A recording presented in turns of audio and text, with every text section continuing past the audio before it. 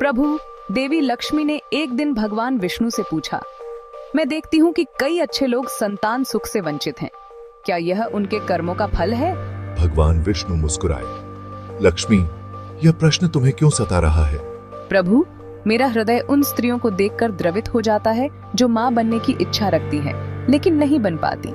चिंता मत करो लक्ष्मी, मैं तुम्हें एक कहानी सुनाता हूँ। एक छोटे से गांव में, जहां हर सुबह सूरज की किरणें खेतों को सुनहरा बना देती थीं और पक्षियों की चहचहाहट से वातावरण गूंज उठता था, माया नाम की एक स्त्री रहती थी।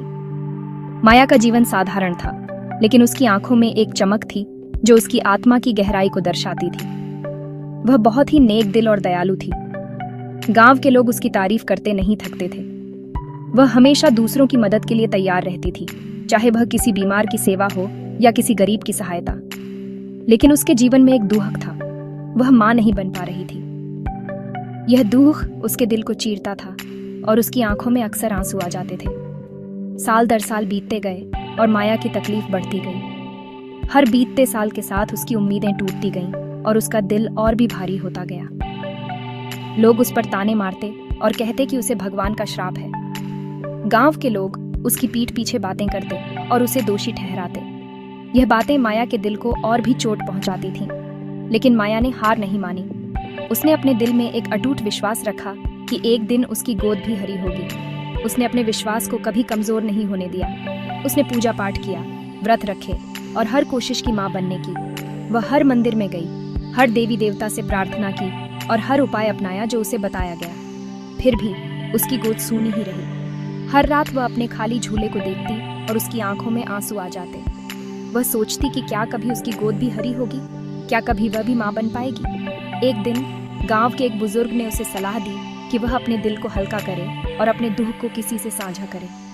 माया ने उनकी बात मानी और अपने दिल की बात अपनी सबसे करीबी सहेली से कही। उसकी सहेली ने उसे दिलासा दिया और कहा कि वह हमेशा उसके साथ है। इस बातचीत ने माया के दिल को थोड़ी राहत दी और उसे महसूस हुआ कि वह अकेली नहीं है। माया ने अपने जीवन में एक नई उम्मीद की किरण देखी। उसने ठान लिया कि वह अपने दुख को अपनी ताकत बनाएगी और अपने जीवन को एक नई दिशा देगी। उसने गांव के बच्चों को पढ़ाना शुरू किया और अपने जीवन को दूसरों की सेवा में समर्पित कर दिया। धीरे धीरे उसने अपने दुख को भुलाकर अपने जीवन में खुशियां ढूंढ ली। माया की कहानी ने गांव के लोगों को भी प्रेरित किया और उन्होंने उसे एक नई नजर से देखना शुरू किया। माया की मेहनत और उसकी दयालुता ने उसे गांव में एक नई पहचान दिलाई। अंततः माया ने अपने जीवन में संतोष और खुशी पाई। उसने सीखा कि सच्ची खुशी दूसरों की सेवा में है और अपने दुख को अपनी ताकत बनाना ही असली जीत है। एक दिन एक बूढ़े साधु गांव में आए। माया उनके पास गई और अपनी परेशानी बताई। साधु ने ध्यान लगाया और कहा, बेटी, तुम्हारे पिछले जन्मों के कर्मों की वजह से तुम्हें यह दुख सहना पड़ रहा है। माया का दिल टूट गया। क्या उसे कभी मां बनने का सुख नहीं मिलेगा? लेकिन निराश मत हो, साधु ने कहा, तुम सच्चे मन से देवी सरस्वती की पूजा करो। उनकी कृपा से तुम्हें जरूर संतान सुख मिलेगा। माया ने साधु की बातों को अपने दिल में उतार लिया।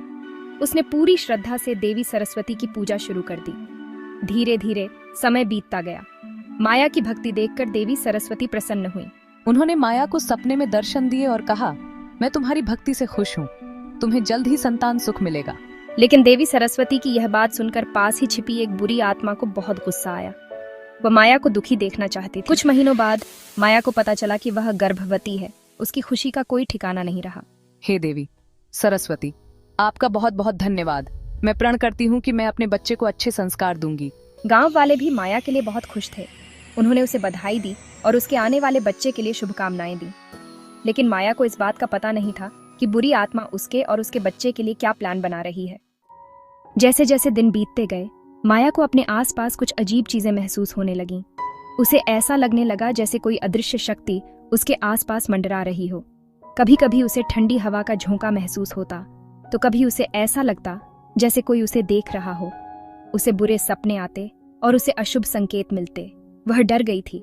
हर रात उसे डरावने सपने आते, जिनमें वह किसी अंधेरी जगह में फंसी होती और कोई उसे बचाने नहीं आता। उसकी नींद उचट जाती और वह पसीने से तरबतर हो जाती। माँ, मुझे कुछ अजीब अजीब लग रहा है। मुझे ऐसा लगता है जैसे कोई बुरी शक्ति मेरे पीछे पड़ी है। मैं बहुत डर गई हूँ। उसने अपनी चिंता अपनी माँ को बताई। उसकी माँ ने उसकी बातों को ध्यान से सुना और उसे सांत्वना दी। माँ ने उसे समझाया कि डरने की कोई बात नहीं है और उसे अपनी आस्था को मजबूत रखना चाहिए। उसकी माँ ने उसे हिम्मत दी और कहा, बेटी डरो मत, देवी सरस्वती तुम्हारी रक्षा करेंगी। बेटी डरो मत, देवी सरस्वती तुम्हारी रक्षा करेंगी। तुम बस अपनी प्रार्थना जारी रखो और विश्वास रखो कि सब कुछ ठीक हो जाएगा। माँ की बातों से माया को थोड़ी हिम्मत मिली। उसे लगा कि उसकी माँ सही कह रही है। उसे अपनी आस्था को मजबूत रखना होगा और प्रार्थना करनी होगी। उसने अपनी प्रार्थना और तेज कर दी। हर सुबह और शाम वह मंदिर जाती और देवी सरस्वती के सामने दीप जलाती। उसकी प्रार्थना में अब और भी अधिक श्रद्धा और विश्वास था।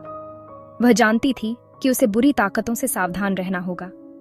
उसने अपने घर में हर कोने में देवी देवताओं की तस्वीरें लगाईं और हर दिन धूप दीप जलाने लगी। धीरे धीरे उसे महसूस हुआ कि उसकी प्रार्थनाओं का असर हो रहा है।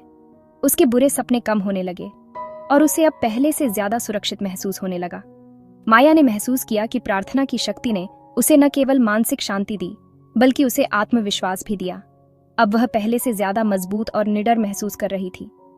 उसने सीखा कि सच्ची आस्था और प्रार्थना से किसी भी बुरी शक्ति को हराया जा सकता है। माया और उसकी माँ ने मिलकर प्रार्थना की और अपने घर को सकारात्मक ऊर्जा से भर दिया। उन्होंने महसूस किया कि प्रार्थना की शक्ति ने उनके जीवन में एक नया सवेरा ला दिया है। एक दिन माया जंगल से गुजर रही थी कि उसे एक बूढ़ी औरत दिखाई दी। माया ने देखा कि वह औरत बहुत कमजोर और थकी हुई लग रही थी। जंगल का रास्ता लंबा और कठिन था और माया को लगा कि शायद इस औरत को मदद की जरूरत है। औरत ने माया से पानी मांगा।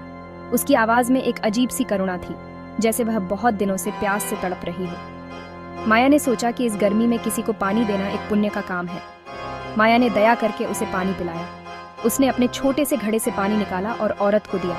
औरत ने पानी पीते ही एक गहरी सांस ली और माया को धन्यवाद दिया। आपको पानी चाहिए? लीजिए, पी लीजिए, माया ने कहा और औरत ने पानी पीते हुए उसकी आंखों में कृतज्ञता देखी। पानी पीने के बाद औरत ने माया को एक फल दिया और कहा, यह फल तुम्हारे बच्चे के लिए बहुत अच्छा है, इसे खा लो। माया ने फल को देखा। वह बहुत ताजगी भरा और स्वादिष्ट लग रहा था। यह फल तुम्हारे बच्चे के लिए बहुत अच्छा है, इसे खा लो, औरत ने कहा। उसकी आवाज में एक अजीब सी मिठास थी। माया फल लेने ही वाली थी कि उसे देवी सरस्वती की चेतावनी याद आ गई। देवी ने उसे सपने में बताया था कि जंगल में एक बुरी आत्मा घूम रही है जो भोले भाले लोगों को धोखा देती है। माया ने सोचा कि शायद यह वही औरत है। उसे समझ आ गया कि यह औरत असल में बुरी आत्मा है जो उसे धोखा देना चाहती है। माया ने तुरंत फल को वापस कर दिया और औरत से दूर हट गई। उसने सोचा कि उसकी आस्था और विश्वास ने उसे इस धोखे से बचा लिया। माया ने अपने कदम तेज कर दिए और जंगल से बाहर निकलने लगी। उसने सोचा कि यह उसकी आस्था की परीक्षा थी और उसने इसे सफलतापूर्वक पार कर लिया। उसने मन ही मन देवी सरस्वती का धन्यवाद किया और अपने घर की ओर चल पड़ी। जब माया अपने गांव पहुंची तो उसने अपने परिवार को इस घटना के बारे में बताया। सभी ने उसकी समझदारी और साहस की तारीफ की। माया ने महसूस किया कि उसकी आस्था और विश्वास ने उसे सही रास्ता दिखाया और उसे एक बड़ी मुसीबत से बचा लिया। इस घटना के बाद माया ने और भी दृढ़ता से अपने विश्वास को अपनाया और हमेशा अपने दिल की आवाज सुनने का संकल्प लिया। उसने सीखा कि सच्ची आस्था और विश्वास हमें किसी भी कठिनाई से बचा सकते हैं। माया ने देवी सरस्वती की मूर्ति के सामने जाकर प्रार्थना की और धन्यवाद दिया। उसने महसूस किया कि उसकी आस्था ने उसे एक नई दिशा दी है और उसे और भी मजबूत बना दिया है। माया को देवी सरस्वती की कृपा से एक स्वस्थ बच्चे का जन्म हुआ। मैंने अपने बच्चे का नाम सरस्वती रखा, जो देवी की कृपा और ज्ञान का प्रतीक था। माया ने अपनी बेटी को अच्छे संस्कार दिए और उसे सच्चाई और नेकी के रास्ते पर चलना सिखाया।